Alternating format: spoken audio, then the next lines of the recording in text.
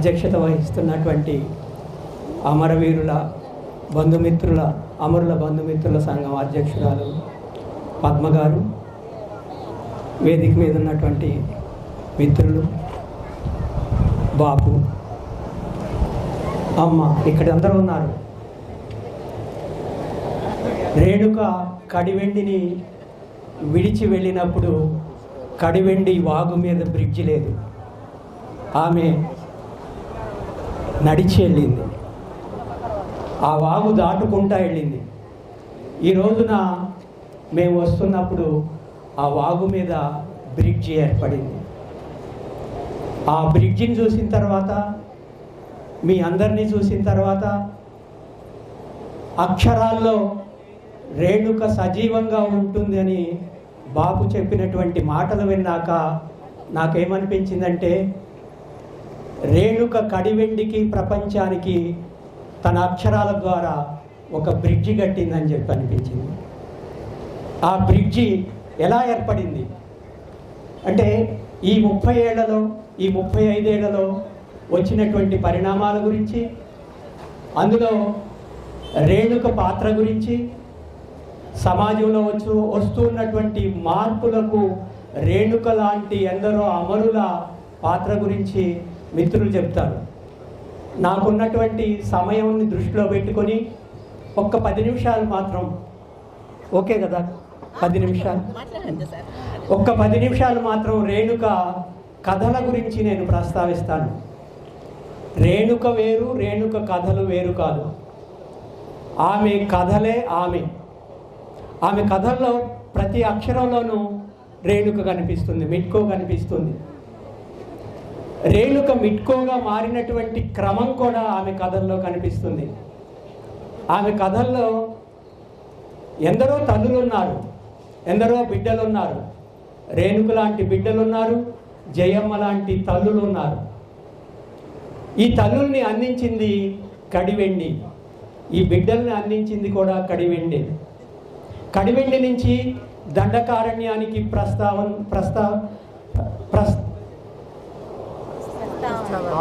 ప్రస్థానం చేసినటువంటి రేణుక, కడివెండిని ప్రపంచవ్యాప్తం చేసినటువంటి దొడ్డి కొమరయ్య దగ్గర నుంచి రేణుక వరకు ఎంతోమంది అమరులయ్యారు. మేబీ సంతోష్ రెడ్డి మరణించిన నాటికి కూడా ఆ బ్రిడ్జి ఉండుండదు, లేదు, ఇటీవల ఏర్పడినటువంటి బ్రిడ్జి. రేణుక కథల్లో ఏముంది? రేణుక కథలు నాలాంటి వాళ్లకు ఎందుకు నచ్చాయి, మనలాంటి వాళ్ళందరికీ ఎందుకు నచ్చాయి? ఎక్కువ కథలేమి రాయలేదు ఆమె ఈ 35 ఏళ్లలో. 35 ఏళ్లలో 35 కథలు రాశారేమో, అంతే నాకు దొరికినంత వరకు. మెట్ల మీద అనేటువంటి కథ ద్వారా రేణుక నాకు ముందుగా పరిచయం అయ్యారు. ఆ మెట్ల మీద కథ వచ్చిన తర్వాత దాన్ని చిన్న బుక్లెట్గా వేశారు. ఫస్ట్ చిన్న బుక్లెట్గా వేసింది 2000, మేబీ 2001 ఆ ప్రాంతంలో కావచ్చు, 2001లో. ఆ తర్వాత 6 సంవత్సరాల తర్వాత 2007 నాటికి 18 కథలతోటి ఆమె పుస్తకం మెట్ల మీద అనేటువంటి టైటిల్ తోటే వచ్చింది. ఆ తర్వాత మరొక 16-17 కథలతోటి యాడ్ చేస్తూ వియ్యొక్క అనేటువంటి సంకలనంలో ఆమె మరో 16 కథలు దొరుకుతున్నాయి. మొత్తం 34 కథలు మనకు లభిస్తూ ఉన్నాయి. ఇంకా లభించినటువంటి కథలు కూడా చాలా ఉండొచ్చు. చాలా పేర్లతో రాసింది. ఇక్కడి నుంచి జనగాం వెళ్ళి, జనగాం నుంచి పై చదువుల కోసం తిరుపతి వెళ్ళి, తిరుపతిలో మహిళా శక్తి అనేటువంటి ప్రజా సంఘంతో కలిసి పనిచేస్తున్నటువంటి కాలంలో ఆమె అందుకున్నటువంటి చైతన్యం ఏంటి, ఆమెకు ఎక్కడి నుంచి వచ్చింది ఈ చైతన్యం, అది కథల్లో ఎలా ప్రతిఫలించింది, కథలు ఆమె అంత అందంగా రాయటానికి కారణం ఏంటి, ఇవి నన్ను ఆలోచింపజేసినాయి. ఆ కథల్లో ఆమె చూసినటువంటి ప్రపంచం ఏంటి, ఆ ప్రపంచాన్ని మన ముందు ఎలా తీసుకొచ్చారు. మొదట్లో రేణుక రాసినటువంటి కథల్లో స్త్రీలు ఎదుర్కొనేటువంటి సమస్యలు మాత్రమే కాదు, మిగతా స్త్రీవాద రచయితలందరికంటే భిన్నంగా ఆమె ఆలోచించింది. అది ప్రధానంగా కనిపించేటువంటిది. ఆమె కథల్లో ఆమె వ్యక్తిత్వం కనపడుతుంది. ఆమె వ్యక్తిత్వమే ఆమె కథల, లేదా కథలు రాసేటువంటి క్రమంలో ఆమె వ్యక్తిత్వం రూపొందిందా అని ఈ రెండు అటు ఇటు కూడా ప్రయాణం చూడొచ్చు మనం. ఎందుకంటే ఆమె ప్రసిద్ధమైనటువంటి కథ మెట్ల మీద అనేటువంటి కథ. మెట్ల మీద కథ, అందులో లలిత ఆమె కావచ్చు. అందులో తిరిగి వచ్చినటువంటి, నేను ఈ పదాలు వాడదలుచుకోలేదు, లొంగిపోయిన అనేటువంటి పదాలు తిరిగి వచ్చినటువంటి, ఉద్యమంలో అనేక కారణాలతోటి ఉద్యమానికి దూరమైనటువంటి వాళ్ళు, ప్రజల్లో ఉంటూ కూడా ఉద్యమంలో ఉన్నటువంటి వాళ్ళు. ఇక్కడ ఎక్కడో మల్లెపురం జగదీష్ అంటాడు, అడవి పుత్రులు అంటే ఎవరు, ఆదివాసి అంటే ఎవరు అంటే, అడవిలో ఉన్నవాళ్ళు కాదు ఆదివాసి, ఎవరి మనసులో అయితే అడవి ఉంటుందో వాళ్ళు ఆదివాసీలు, ఎవరిలో అడవి ఉంటుందో వాళ్ళు ఆదివాసీలు అంటారు. అట్లాగే ఉద్యమం కూడా, ఉద్యమంలో ఉన్నవాళ్లే కాదు, ఎవరిలో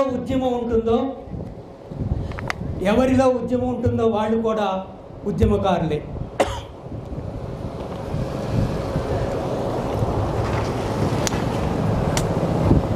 అందులో రవీందర్ అనేటువంటి అన్న క్యారెక్టరు, సరోజమ్మ అనేటువంటి తల్లి క్యారెక్టరు. రవీందర్ ఘర్షణలో ఒక మాట అనుకుంటాడు, తను తిరిగి వచ్చేసరికి చైతన్యం లేనటువంటి గ్రామంలో తను ఎలా ఇమడాలి అనుకుంటాడు. కానీ గ్రామం అంతా చైతన్యపూరితంగా ఉంది, తన ఇల్లే చైతన్యపూరితంగా ఉంది. తన ఇంట్లోనే విప్లవోద్యమంలోకి నడిచెళ్ళేటువంటి తన చెల్లుంది, అక్క కూతురు ఉంది, అమ్మ వాళ్ళకి సపోర్టుగా ఉంది. అక్కడ అనుకుంటాడు ఒక మాట, తన చెల్లి కూడా తనలాగా తిరిగి వస్తుందా అంటే ఎప్పటికీ రాదు. ఈ ఎప్పటికీ రాదు అనేటువంటి మాట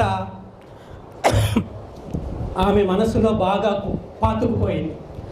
తను కూడా ఎప్పటికీ రాకూడదు అనుకుంది. కరుణ ఒక మాట రాశారు, ఏంటంటే అది రహస్యంగా బయటికి వచ్చి ఎక్కడైనా వైద్యం తీసుకోవచ్చు కదా, కానీ రాదలుచుకోలేదా. ఎప్పటికీ రానని చెప్పింది కదా అప్పుడు కథలో. అంటే చాలా సందర్భాల్లో కథలు, సాహిత్యం పాఠకుల మీద, చదివే వాళ్ళ మీద ప్రభావం చూపుతాయి అనుకుంటాం కదా. నిజానికి కథలు రచయిత మీద కూడా ప్రభావం చూపిస్తాయి. రచయితల వ్యక్తిత్వం రూపొందటానికి కూడా సాహిత్యం తోడ్పడుతుంది అనటానికి ఉదాహరణ భర్త ద్వారా ఉద్యమంలోకి వెళ్ళినటువంటి స్త్రీ కథ. ఎప్పుడు భర్త ద్వారానే ఉద్యమాల్లోకి వెళ్తారా? భార్య ద్వారా భర్తలు ఎవరైనా ఉద్యమంలోకి వెళ్తారా? భార్యల ద్వారా భర్తలు ఉద్యమంలోకి వెళ్తారా? ఆ భర్త బయటికి వచ్చేసినప్పుడు భార్య బయటికి రావాలి. మరి భార్య బయటకు వచ్చేసినప్పుడు భర్తలు వస్తారా? ఇది ఒక పెద్ద డిస్కషన్. ఇది కనపడదు మనకి. ఆ కథలో కూడా నేను ఎప్పటికీ తిరిగి రాను అంటుంది ఆమె. భర్త వచ్చేసినా సరే భర్త వెంట నడిచి బయటికి రాదలుచుకోలేదు. భర్త ఎవరో కాదు, తన సొంత బావే. ఆ బావలో గోవింద్ అనేటువంటి క్యారెక్టర్ కానివ్వండి, లేకపోతే అందులో వరలక్ష్మి అనేటువంటి క్యారెక్టర్ కానీ, ఇవన్నీ మనకి కళ్ళ ముందు కనపడేటువంటి వ్యక్తులే. ఇదొక రెండో ఉదాహరణ. ఆమె ఎప్పటికీ బయటికి రాదలుచుకోలేదు. ఎలా అయినా అక్కడే దానికే కమిట్ అయి ఉండాలనుకున్నారు. ఆమె కమిట్ అయ్యే ఉన్నారు చివరి నిమిషం వరకు. ఇంకొక కథ ఉంటుంది. ఆ కథ విప్లవంలో పయనం. ఆ విప్లవంలో పయనంలో కూడా, అందులో కూడా ఉద్యమంలో ఉన్నటువంటి స్త్రీ పురుష సంబంధాల గురించి ఆమె చర్చిస్తుంది. ఆ చర్చించేటువంటి క్రమంలో ఉద్యమానికి దూరమైనటువంటి వాళ్ళు, ఉద్యమానికి బయటికి వచ్చినటువంటి వాళ్ళు, వీళ్ళందరి గురించి చర్చిస్తూ ఆ కథలో కూడా ఇటువంటి కమిట్మెంటే కనిపిస్తుంది. ఇంకొక కమిట్మెంటు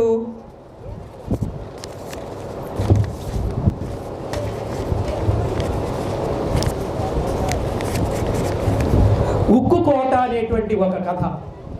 ఈ ఉక్కు కోట అనేటువంటిది ఒక ఇంట్లో నలుగురు ఇంకొక ఇద్దరు, మొత్తం 6 విప్లవకారులు ఉన్నప్పుడు వాళ్ళ మీద దాడి చేస్తారు పోలీసులు, ఎన్కౌంటర్ చేస్తారు. వాళ్ళ చేతిలో చివరి గుండు ఉండే వరకు పేలుస్తూనే ఉంటారు వాళ్ళు. అది నిజమైనటువంటి ఎన్కౌంటరే. అందులో స్వామి అనేటువంటి దళనాయకుడు ఉంటాడు. ఆ తర్వాత ప్రభాకర్ అనేటువంటి ఇంకొక అతని సహచరుడు ఉంటాడు. గోపి అనేటువంటి ఇంకో సహచరుడు ఉంటాడు, క్రాంతి అనేటువంటి ఒక సహచరుడు ఉంటాడు. అక్కడ కూడా ప్రభాకర్ చనిపోతాడు కాల్పుల్లో. క్రాంతి ఏమంటాడంటే, లొంగిపోతే పోలీసుల దగ్గరికి వెళ్ళి బతికి మళ్ళీ ఆ తర్వాత ఉద్యమాన్ని కొనసాగించవచ్చు కదా అనుకుంటాడు. అక్కడ స్వామి అందుకు అంగీకరించడు. గోపి కూడా నా దగ్గరికి తూటాలు అయిపోయినాయి, ఆఖరి తోటాతోటి తను తాను చంపేసుకుంటానంటాడు. కానీ స్వామి బయటపడ్డాడు, ఉద్యమంలో కొనసాగాడు. ఎట్టి పరిస్థితుల్లోనూ లొంగిపోవద్దని క్రాంతికి 1కి 10 సార్లు చెప్తాడు స్వామి. అంటే తన కథల్లో తను చెప్పినటువంటి అంశాలు ఆమె జీవితాన్ని ఎలా ప్రభావితం చేశాయి, ఆమె ఆచరణను ఎలా ప్రభావితం చేశాయి. ఆమె కథలు, మరొక కథ చెప్తాను, అదేంటంటే నడక ముందుకే అని చెప్పేసి. ఈ నడక ముందుకే అనేటువంటి కథలో గోపన్న అనేటువంటి దళ పెద్ద ఉంటాడు. ఆయన లొంగిపోతాడు. ఆయన ఇది నేను లొంగిపోవటం అన్నాను, బయటికి రావటం అనలేదు. ఆయన జైలుకి వెళ్తాడు. జైల్లో ఉండగా ఈ జైలు బాధను నేను భరించలేను అని చెప్పేసి సరెండర్ అయిపోయి తన జీవితాన్ని కొనసాగిస్తాడు. కానీ ఆయన కోసం ఒక ఆదివాసీ వనిత అత్యాచారానికి గురవుతుంది. అతని ఆచూకీ చెప్పకుండా ఉండటానికి పోలీసుల ద్వారా. ఇప్పుడు ఆ దళంలో పనిచేసేటువంటి ఒక వ్యక్తి ఆ అత్యాచారానికి గురైనటువంటి ఆ స్త్రీ దగ్గరికి వెళ్ళి, ఆ మహిళ దగ్గరికి వెళ్ళి, గోపన్న లొంగిపోయాడని ఎట్లా చెప్పాలి? ఇదొక పెద్ద సంఘర్షణ. గోపన్న లొంగిపోయాడు, ఈ విషయం చెప్పడమే కాదు, అంత పెద్ద వ్యక్తి లొంగిపోయాడు. కానీ మరొక ఆదివాసీ స్త్రీ మున్ని అనేటువంటి ఆమె 16 ఏళ్ల వయసులో జైలు జీవితాన్ని అనుభవిస్తూనే నేను ఉద్యమంలో కొనసాగుతాను, నడక ముందుకే అంటుంది. అంటే ఈ క్యారెక్టర్ నేను ఎందుకు చెప్తున్నానంటే, ఈ పాత్రలో ఉన్నటువంటి వ్యక్తులు, ఈ కథల్లో ఉన్నటువంటి వ్యక్తులు, ఈ కథల్లో ఆమె చెప్పినటువంటి విషయాలు ఎప్పటికీ బయటికి రాకూడదు. విజయం కావచ్చు, లేకపోతే ఇటువంటి మరణం కావచ్చు, నాకు అక్కడే అని చెప్పేసి ఆమె నిర్ధారించుకుంది. ఇలా కథల నిండా చాలా పాత్రలు పంచుకుని ఉంటాయి. అందులో చాలామంది తల్లులు ఉంటారు. తల్లులు బిడ్డల్ని ఉద్యమాల్లోకి ఎలా పంపాలని సందేహపడుతూ ఉంటారు. కొంతమంది తల్లులు స్వయంగా తమ బిడ్డల్ని ఉద్యమాల్లోకి పంపుతూ ఉంటారు. ఉద్యమాల్లోకి పంపటం ఒక ఎత్తు అయితే, ఆ బిడ్డల్ని కాపాడుకునేటువంటి తల్లులు కానటువంటి తల్లులు ఉంటారు. ఒక కథ ఉంటుంది అందులో. ఆ కథలో తల్లి తన బిడ్డ కోసం వెతుక్కుంటూ వెళ్తుంది. తన బిడ్డ గోరీ కట్టడానికి, తన బిడ్డ స్తూపం కట్టడానికి చాలా ఉద్యమిస్తుంది, పోలీసులతో పోరాడుతుంది. చివరికి ఆ స్తూపాన్ని కడుతుంది తన సొంత డబ్బులతోటి, ప్రజా సంఘాలతోటి, అతని మిత్రులతోటి. ఇంకొక తల్లి ఉంటుంది, ఆ తల్లి తన బిడ్డని ఉద్యమంలోకి పంపకూడదు అనుకుంటుంది. సల్వాజుడు నేపథ్యంలో జరిగినటువంటి తల్లి ప్రేమ కథ అనుకుంటా. అందులో ఆదివాసీ తల్లి తన బిడ్డని ఉద్యమంలోకి పంపకూడదంటే చివరికి ఆ సల్వాజుడంలో ఉన్నటువంటి ఆ హంతకులు వాళ్ళని క్యాంపుల్లోకి తీసుకెళ్ళిపోయి చిత్రహింసలు పెట్టిన తర్వాత, తిరిగి వచ్చిన తర్వాత ఆ తల్లే తన బిడ్డని ఉద్యమంలోకి పంపుతుంది. ఇలాంటి తల్లులు చాలామంది ఉన్నారు అందులో. అయితే ఎలా ఈమె కథలు ఇంత దగ్గరగా ఉండటానికి, మనందరికీ దగ్గరగా ఉండటానికి, ఆ కథల్లో ఉన్నటువంటి వ్యక్తులు మనందరికీ దగ్గరగా ఉండటానికి, దగ్గరగా ఉండేలా చిత్రించడానికి ఆమె దగ్గర ఉన్నటువంటి శిల్పం ఏంటి అని నన్ను చాలా ఆలోచింపజేసింది. ఎందుకు ఇలా రాయగలిగింది? ఆ కథల్లో చూడండి, మనుషుల్ని ఆమె ప్రేమించింది, అందరు మనుషుల్ని ప్రేమించింది. మనుషుల్ని ప్రేమించటం వలన ఆమె అక్కడ ఉండగలిగింది. సమాజాన్ని విమర్శనాత్మకంగా చూడటం వల్ల ఆమె అక్కడ ఉండగలిగింది. మనుషుల మధ్య ఉండాల్సినటువంటి డెమోక్రటిక్ స్పేస్ గురించి ఆలోచించటం వల్ల, ఆ డెమోక్రటిక్ స్పేస్ని గౌరవించటం వల్ల ఆమె అక్కడ ఉండగలిగింది. ఆమె కేవలం ఉద్వేగాన్నే కాదు, తార్కికతను కూడా అందిపుచ్చుకోవటం మూలన ఆమె అక్కడ ఉండగలిగింది. తన అన్న పట్ల కూడా ఆమె అంతే విమర్శనాత్మకంగా ఉంది, అంతే డెమోక్రటిక్గా కూడా ఆలోచించగలిగింది. నేను ఒక్క మాట చెప్పి పూర్తి చేస్తాను.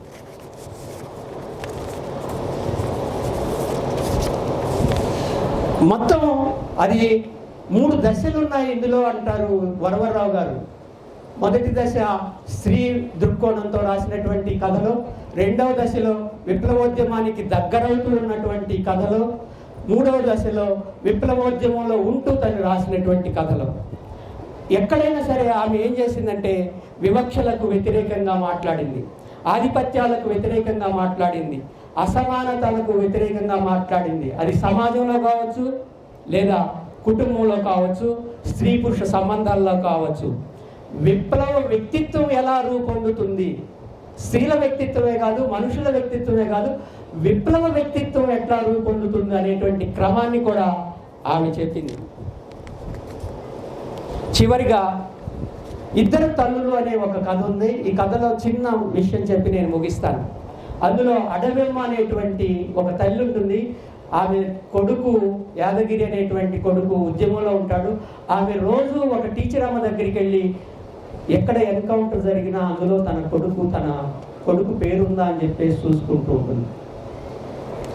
అయితే ఆ కొడుకు మరణిస్తాడు. ఆ కొడుకు మరణించినప్పుడు ఆ విషయం ఆ పంతులమ్మ ఆమెకి చెప్పలేదు. చివరికి ఆ తల్లి కూడా జ్వరంతో ఒక రకమైనటువంటి బెంగతోటి, బిడ్డ మీద బెంగతోటి జ్వరపడి వ్యాధి బారిన పడినప్పుడు ఆమె అనుకుంటుందన్నమాట, ఇందులో సుభాష్ సత్యర్థి కదా, సుభాష్ సత్యర్థి ఆమెలా మనం నవ్వగలమా, ఆమెలా మనం మనుషుల్ని ప్రేమించగలమా, ఆమెలా మనం మరణించగలమా, ఆమెలా మనం తుపాకీ చేపట్టలేకపోవచ్చు, ఆమెలా మనం నవ్వలేకపోవచ్చు, ఆమెలా మనం మరణించలేకపోవచ్చు, ఆమెలా మనం ఉద్యమంలో ఉండలేకపోవచ్చు, కానీ ఆమె తల్లికి ఒక బిడ్డ కాగలం కదా మనం. ఆ రమ అనేటువంటి టీచర్ కూడా అనుకుంటుంది ఆ తల్లికి తను బిడ్డనై ఆమెకు ఆసరాగా నిలబడాలనుకుంటుంది. నేను ఇక్కడ ఆగుతాను.